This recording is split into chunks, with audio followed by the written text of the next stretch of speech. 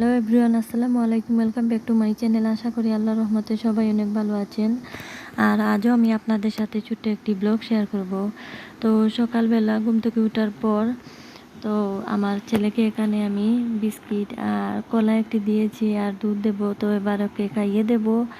আর ও খাবে না বলে দেখতেই পাচ্ছেন মুখে হাত দিয়ে রেখে দিয়েছে। খাওয়াতে খাওয়াতে জোহরের আজান হয়ে গিয়েছিল। তারপর আমি জোহরের নামাজ আদায় করে নিয়েছি। এবার আমি ইফতারের জন্য সব কিছু কেটে রেখে দেব। পুঁই শাক আর আলু দিয়ে একটি বড়া বানাবো। তো আমাদের গাছের পুঁই শাক, তো যে সময় আমি পাতাটা আনি সেই সময় ভিডিও করতে আমার মনে হয়নি, তাই আর রেকর্ড করতে পারিনি। তো এখানে আমি সালাদও কেটে নিয়েছি। তো সব কিছু কেটে আমি রেখে দিয়েছিলাম। আর আসরের নামাজ পড়ে তারপর আমি আবারও চলে আসলাম ইফতার বানাতে। আর প্রথমে এসেই আমি খিচুড়িটা বসিয়ে দিয়েছি। আর কালকে শসা তরকারি রয়ে গিয়েছে অল্প একটু, তো আমি চিন্তা করছি কি রান্না করা যায়। এখানে আমার হাজব্যান্ডও চলে এসেছেন, তো অল্প কিছু বাজার এনেছিলেন। তো এবার ওগুলো গুছিয়ে নেব।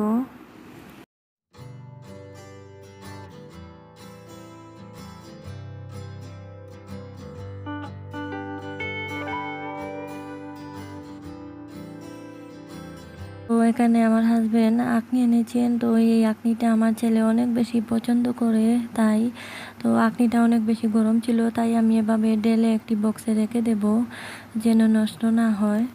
এভাবে বক্সে থাকলে নষ্ট হয়ে যেতে পারে, তাই আমি এভাবে একটি বক্সে ঢেলে রেখে দেব। তো তারপর এখানে আমি বেগুন ভেজে নিচ্ছি। তো বেগুনের বড়া বানাবো, আর এখানে আলু আর পুঁই শাক দিয়ে একটি বড়া বানাবো। আর বুবু ওইদিকে পেঁয়াজু বানাচ্ছেন আর শাকও রান্না করে নিয়েছেন। তো আজও আমি রোজা ছিলাম আর বুবু রোজা ছিলেন। তো বেগুনটা আমি ভেজে নিয়েছি। তো এবার পুঁই শাকের বড়াটাও ভেজে নেব। আমি পেঁয়াজ, কাঁচামরিচ, অল্প একটু হলুদের গুঁড়া, অল্প একটু মরিচের গুঁড়া, পরিমাণ মতো লবণ আর বেসন আর অল্প একটু চালের গুঁড়া দিয়েছি, আর কিছু দেইনি। তারপর আমি হাতের সাহায্যে ভালো করে মেখে বড়াগুলো ভেজে নেব।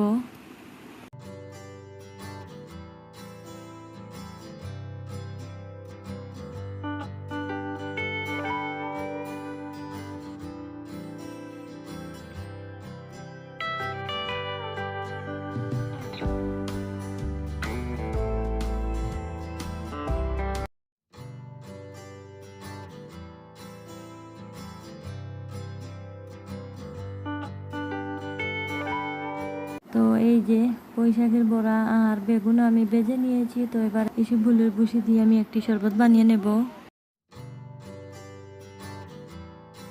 তো আজানের অল্প একটু সময় বাকি রয়ে গিয়েছিল, তো আমি সব কিছু রেডি করে নিয়েছি। তো এবার প্লেটে সব কিছু নিয়ে নেব। আর এখানে আমার হাজব্যান্ডের জন্য অল্প কিছু নিয়েছি।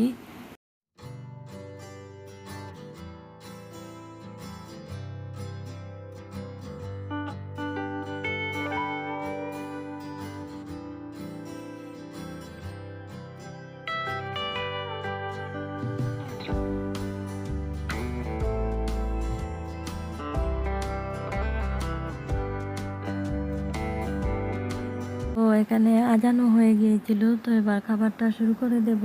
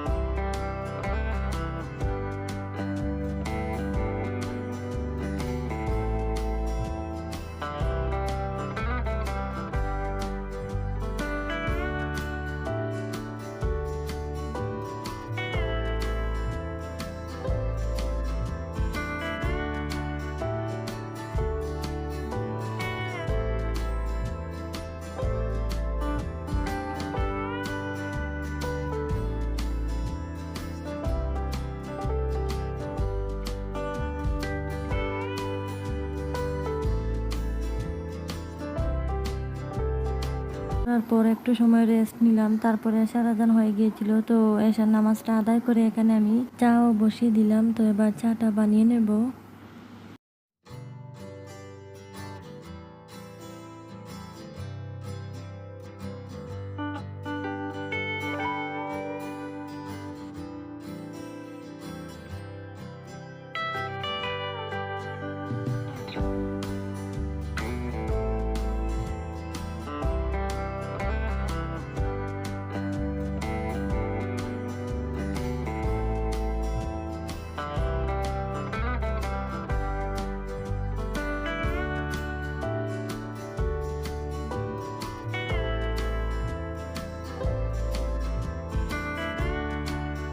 চাটা বানিয়ে নিয়েছি, তো এবার খেয়ে নেব।